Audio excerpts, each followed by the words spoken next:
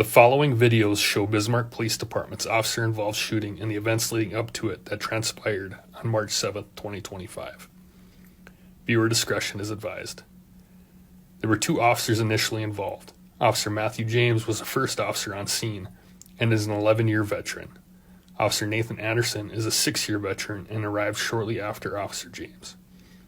Both officers serve as patrol officers with the Bismarck Police Department. Since October 2023, officers are required to wear body cameras while on duty.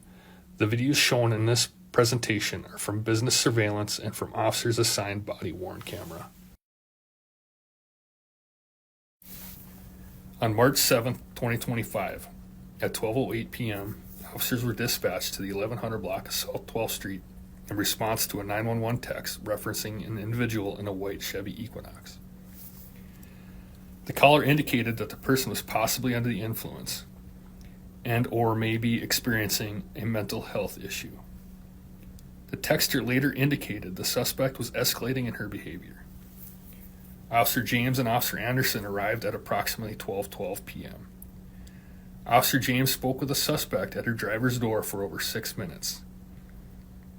They engaged in a seemingly normal conversation. During the conversation, Officer James smelled an odor of marijuana and alcohol coming from the vehicle. She was asked to step out of the vehicle so the officer could conduct a proper investigation, and the suspect refused. She started her car, backed up her vehicle, and drove forward at Officer James. He was able to push away from the vehicle to avoid being struck. She then backed up again and quickly accelerated, deliberately turned her vehicle towards officers, ultimately striking Officer James, causing him to be violently launched over the snowbank. Officer James was thrown against the fence with such force that his firearm flew out of his hand and landed on the other side of the fence. At the same time as the suspect was striking Officer James with her vehicle, Officer Anderson engaged the threat, striking the suspect with shots from his duty weapon. The suspect's vehicle came to rest on top of the snowbank, which was just a few feet from where Officer James was laying, defenseless and still directly in the path of the vehicle. Had Officer Anderson not reacted to quickly stop the suspect, Officer James would have been unable to avoid being hit. 299 headquarters. Go ahead. 1140 South 12th Street, 9-way shelter. There's a white Chevy Equinox at the church beside the 9-way. 911 texter said the occupant is 55 and getting escalated. Again, 1140 South 12th. 10-4. 89 copies. Hi, what's your name, ma'am? Why are you calling? Why? We got called to come check on you. They were concerned. There's nobody concerned. There was. We got a phone call. What's going on today? Who did you get a call from? Okay. I don't know. It was an anonymous caller saying there was a white. I know, Trooper that's sitting what here. they keep doing that. You know, they did that in Nebraska with my children. They keep calling in false reports. Okay. Nothing. I don't think that it's okay for people.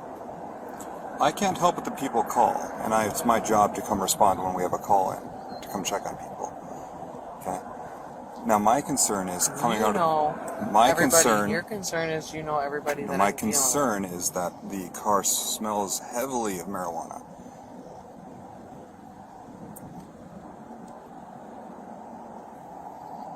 When's the last time you smoked any marijuana in here? Other people have smoked marijuana in here, and I don't want to get into that because then they're calling you on me. Other people have. You don't smoke any marijuana. I have medical marijuana. I had my card. Do you have a medical marijuana card? I had one. Do you have one current? No. Okay. Officer Anderson met with the witness, and he explained his concern for the suspect and reason for contacting 911. This included his fear that the suspect was going to run him over with her car. And so as soon as I heard that, I put two and two together, like, just peeping, like, hearing the, you know how you turn it in the gravel scratches? Yeah, I heard that. And then that's when I kind of sped walked to the truck in case she was to ram it. It'd be the truck, not me. So I sped walked to it, and then she rolled her window down. She was like, no, just start screaming. I was like, hey, calm down, calm down. She started getting into people owe her money, and her dad owns an oil refinery, and all types of crazy stuff while she has it in drive. So I'm trying to be low key, because like this is all happening within minutes of each other. I'm talking to her, I'm just trying to keep her talking, you see what I'm saying, till y'all get here. So I didn't know if I should step away and call her, but if I stepped away, I would either get in the front or the back of the vehicle. I didn't know what to do. My son's right there in the car. I didn't want her to back up and then ram into the back of the vehicle. For sure. So I just texted you. So Have you step outside of the vehicle here? No, you're not. Turn off the car. Turn off the car. No, you're not. 299, she's fleeing. Get out of the car! Get out of the car! Get out of the car! Now! 299, she almost struck me. Get out of the car!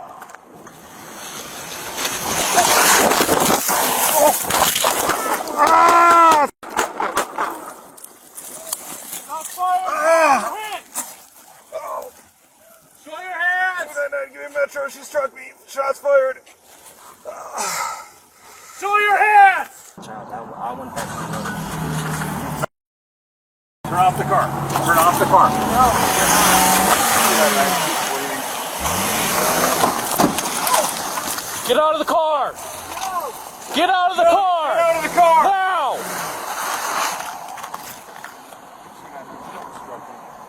Get out of the car!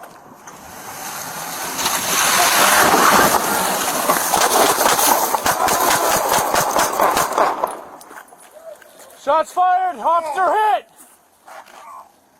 Show your hands! Shots fired. Show your hands!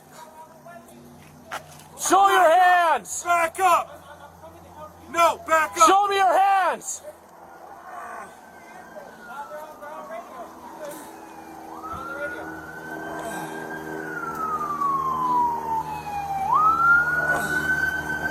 Fuck, I can't move. We got help coming, James. Stay there.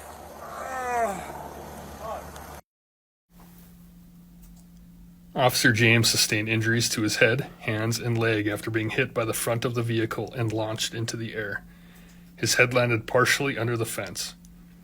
He was transported from the scene to the hospital and was released later in the day. The suspect was shot and pronounced dead at the hospital.